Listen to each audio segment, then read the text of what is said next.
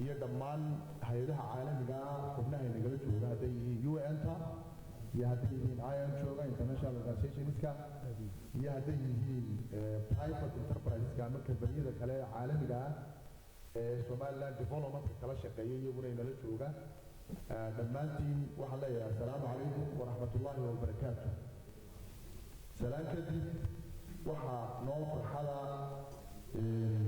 inaanu ka soo qayb galno shirkan ay qabqaabisay dallada dowladda aan dowliga ahayn ee Sonsof ujeedadiisuna ay tahay inay isku xog wareystaan ururada bulshada oo bulshadii matalaya iyo garsoorka iyo guud ahaan cadaaladda marka anigoo ku hadlaya afkii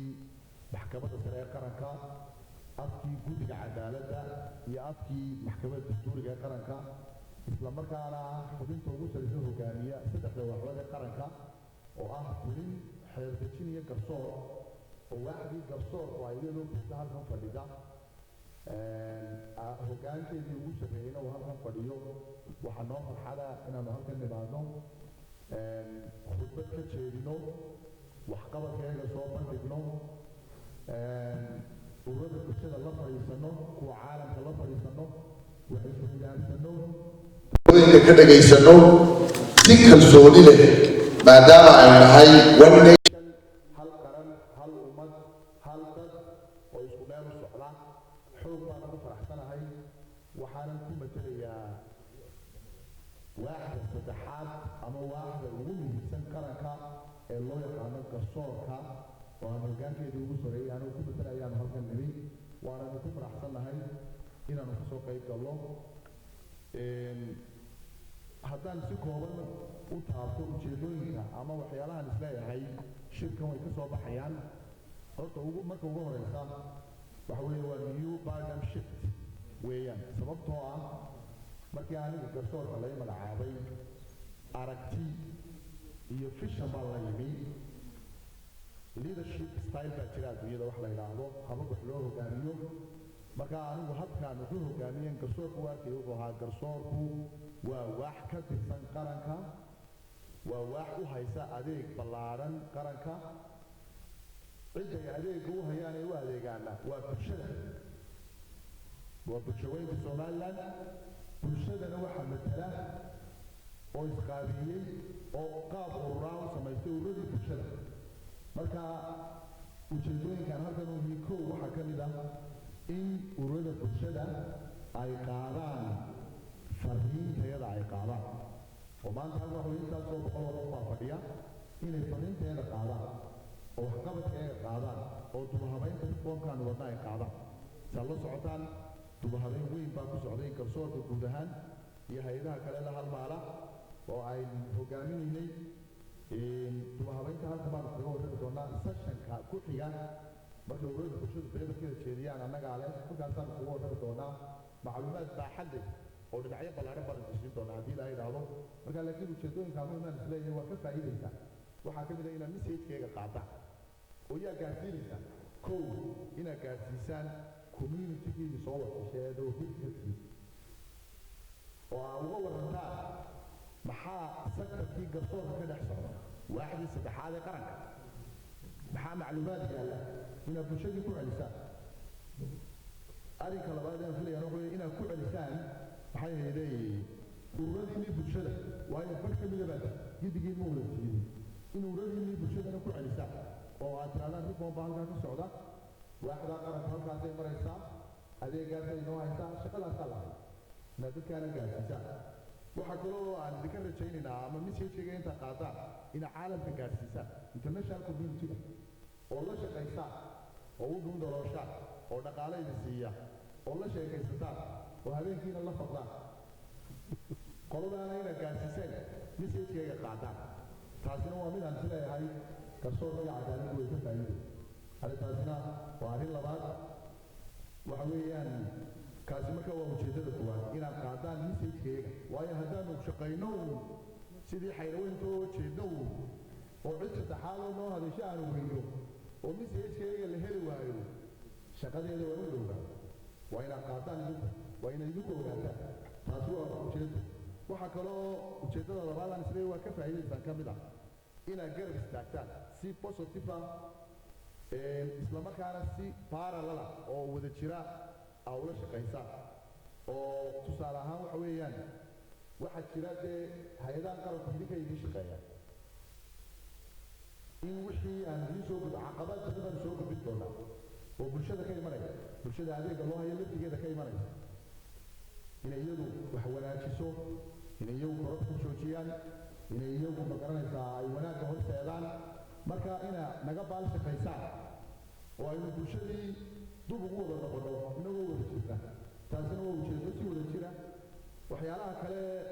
aad ka caawin kartaa waxaa ka mid ah qodobka saddexaadaan sida waa ka faa'iidaysan waxa weeyaan waa loobi anarkobus inaad u loobi garaysaan oo dhaqaalihii iyo fadhiskii iyo u hadashaan oo maxay haydey maadaama had iyo jeeraale hay-adaha qaranka ee la yidhahdo state agency-ga ama hay-adaha qaranka iyo kuwa softiga ah idinkoo kale civil society-ga ama dadban had iyo jeeraale caalamku wuxuu aada u dhegaystaa oo waa gacan saddexaad oo la odhanayo balwarrama qoladii qaranku sidaasay leeyihiin waxaanay leeyihiin maxaa ka jira gacan saddexaaddaas marka inaad loobi samaysaan oo tiraadaan isbedelaa dhacay wanaag baa la wadaa caqabadahaasaa jira wax laga qabanaya kuwaasaa u baahan in wax laga qabto taasina waa mid aanu isleynay waxbaa laga faa'iidayaa waxa kaloo aynu isugu nimin inaanu feedback idinka helno waanu shaqaynaynaa waxbaanu qabanaynaa waxa weeyaan qalad iyo sax baa la samaynayaa in feedbackii soo celistaan nooc walba way iskula jirtaan waxa weeye human rights waa ku jira ururadii bulshada kuwii carruurta kuwii kale inaad feedbacka ku soo celistaan oo idin degeysano oo maadaama idinka idiin shaqaynayno sidii dagoolayaasha inaanaan sii jeedin ee dadka loo shaqaynaya inaanu fadhiisanno dee dhegaysano taasina waa ujeedo kaloo aan isleeyay waa ka faa'iidaysaan iyadana waan u nimi inaan halkan markaa halkan waxaan maanta kaga dhawaaqayaa waa new paradigm shift weeye ka mida leadershipka cusub ee garsoorka yimi in lala fadhiisto ururada caalamka in lala fadhiisto ururada bulshada in garsoorku meel furan uu noqdo meel faqata aanu noqon meel xidhan aanu noqon meel laga cabsado oo waaran iyo xarig iyo tallaabo adagoo la qaadaan ahayn in meel adeeg badan yaallo inay tahay oo tusaale ahaan iminka adeegyadaanu qabanno maxaa ka mid a waxaa laga yaabaa markaba inay maskaxdiina kusoo degdegto ama ay kusoo degdegi jirtay haddii garsoorayaal iyo lasoo qaado xeeracliyaal iyo booliis iyo waxa lasoo qaado in markaba lasoo qaadayo xarig iyo waaran iyo xabsi iyo jeel iyo cagajuglayn iyo meel laga boqo iyo indho gaduudan oo magaranaysaa saa dadka si qalloocan lagu eego waxaasoo dhami waxa weeyaan waa ayno ama waa perception aan wax badan waxooda ka jirin adeeg badan buu garsoorku hayaa adeegiisa maxaa ka mid ah boqolaal kun oo dacwadood oo madaniya baa soo gala oo idinka idinkuliina ka mida dacwadihiina ka mida kuwa kale ka mida waxaa kaloo ka mida ganacsiga lagu maamulaa waa lagu ilaaliyaa hantida dadka laga difaaca propertiga waxaa kaloo ka mida marka maxkamadaha dee awoodahooda la kala eego hantiday tasdiiqiyaan way u kala iibiyaan waxaa ka mida social issue-ga ama faamiliyada guurkaa ka mida furdhiinkaa ka mida certificate-yada ka mida waxa weeye adeeg baaxad leh diiwaangelintaa ka mida waxaa kaloo ka mida xuquuqa aan tiro lahayn ayuu garsoorku bixiya oo xuquuqaha xuquuqal insaanka ee iminka ay qolada xuquuqal insaan ka warramayeen ama aad ka sheekay doontaan meesha koowaad ee laga difaaca waa garsoorka xuquuqahaasoo dhan halkaasaa laga difaaca haddaan garsoorka xuquuquu difaacaya oo aan xadhigaaga la ilaalinayn oo sida loo bariyo la eegayn oo aan garnaq cadaalada aanad helaynin xuquuqahoo dhan ma subayaan waxyaalahaasoo dhan keligood xarig maaha waa adeeg la bixiyo waa adeeg garsoorku uu bixiyo oo ma garanaysaa maalin walba la qabto marka taas ayaa iyagana ma garanaysaa ka mida waxyaalaha aynu eegayno oo waxaan doonaynaa perceptionkaa hore ay dad badan maskaxdooda ka buuxa in la bedelo oo meeshu hay-adaha qaranka sida baarlamaanka oo kale xeerdejiyayaasha aragtidaa ka haysataan ama markaa u tagtaan hay-ad furan oo aa arkaysaan quruxdeeda oo la tago saasoo kale garsoorkuna waa saasoo kale wuxuu kaga duwan ma jiro dubahabayntoogaa ku socota duba nidaamin badan baa ku socota wax badanoo wanaagsanna way soo waday ilaa maalintuu jiray iyo ilaa maalintii somalilan aynu ku dhawaaqnayba marka intaasoo dhan waa qodobo aan isleeyahay waa ka faa'iidi doontaa shirkan waxaan rajaynayaa habka la raaci doono ama modalityga shirkan la raaci doona kow inuu noqdo in si positive ah oo dhinaca wanaagga wax laga helayo oo wax la biirinayo oo innagoo hal qarana ama hal ummada ah inaynu wada sheekaysano oo isweydiino laakiin innaga oo aan ahayn waayo ummad keliyaataynu nahay isku ujeedaynu leenahay isku qaran baynu dhisaynaa isku meel baynu ka nimi roolkiiyo responsibilitygaynu baa kala duwan marka innagoo taa ka duulayna inaynu wada sheekaysano waxaa kaloo rajaynayaa halkan maf inaanay fadhiyin adversity dad iska soo horjeeda ma fadhiyaan waa madax qaran oo idiin timi iyo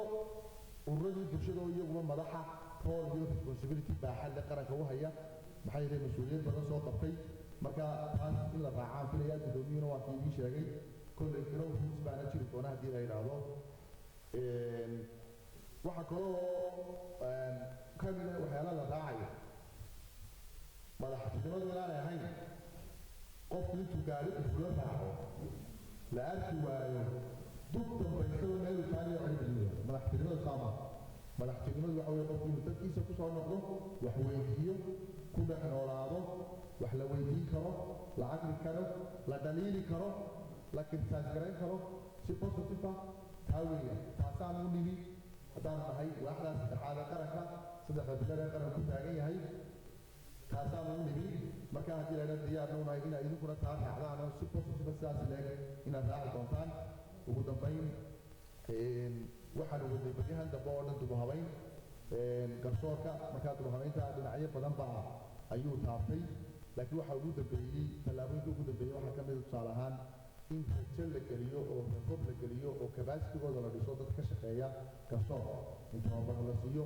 madaxweynaha xoog baan ugu mahadnaqaynaa reformka waxa weeyaan aad ugu garab taagan yahay laba jeer baa mushaharkii loo kordhiyey dubadhis baa ka socda meelaha ay ku shaqeeyaan qaabdhismeedkii oo dhan baa la bedelay resource cusub hoggaan cusub oo leadership cusub baa garsoorka intiisa badan la wareegay oo dadkii wax bartaya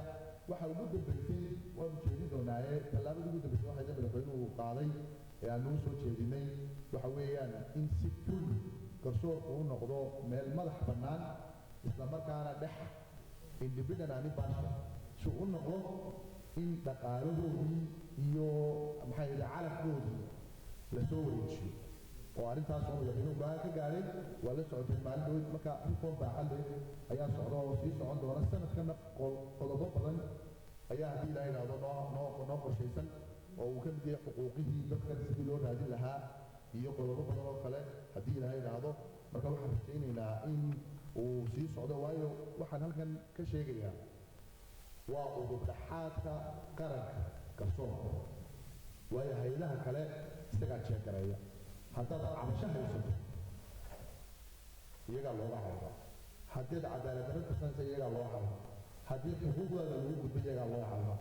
haddii golayaasha qaranku isqabsadaan iyagaa uga taga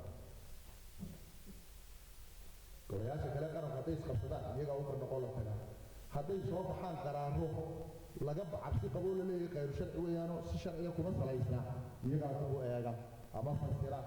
ama tirtira ama laala awooddaada waa meel baaxad weyn leh waa rukunka koowaad ama waa lafdabarka qaranka markaa inaynu ka wada shaqayno wada hormarino waxa weeyaan iskaashanno wax ku biirisaan waa lagama maarmaan waxaa kaloo kaga baxaya hadalkan kusoo gabagabaynayaa haddaanu nahay madaxdii garsoor waxaanu aaminsannahay ururada bulshadu inay lafdhabar u yihiin qaran inay wax badan qabteen dibadhiskiisii inay soo qabteen nabadayntiisii inay soo qabteen dimuqraadiyadiisii inay soo qabteen ilaa maanta humanitarianka inay ka qabteen dadka tabaalaysanada kale wax ka qabteen way ku ammaanan yihiin waxa weeyaan meel laga cabsado maaha dad ma garanaysaa la yidhaahdo maxay hayaan maaha waa dad soo shaqeeyey oo deserted ah in la soo dhoweeyo in lala sheekaysto in lala fadhiisto ilaa maalintii qarankan istaagayna hogaaminta koowaad shanta marxaladood ee qaranka soo mara qarankii oo la qaabeynayey nabadiisii oo la dhisayey dubadhiskiisii oo la soo noqday multiparty iyo nidaamada xisbiyada badan leh iyo horumarka iyaga socda shantaa marxaladoodba hogaankay ka yihiin cidda fili kartaa ma jirto waxa weeyaan xaq baana u leeyihin lala fadhiisto waana dad aragtiya haya marka waa perceptionka aanu ka aaminsannahay saxda ah waana wada sheekaysigooda in loo yimaado waa arrin lagama maarmaana oo faa'iido leh annaguna waxaanu rajaynaynaa message-keega ina intaa boqoloo qof oo fadhiya ay qaadaan oo aad gaarsiisaan meelihii loogu talagalay si aad noogu noqotaan qusul si aad noogu noqotaan oo noogu doodaan oo raygayga iyo aragtida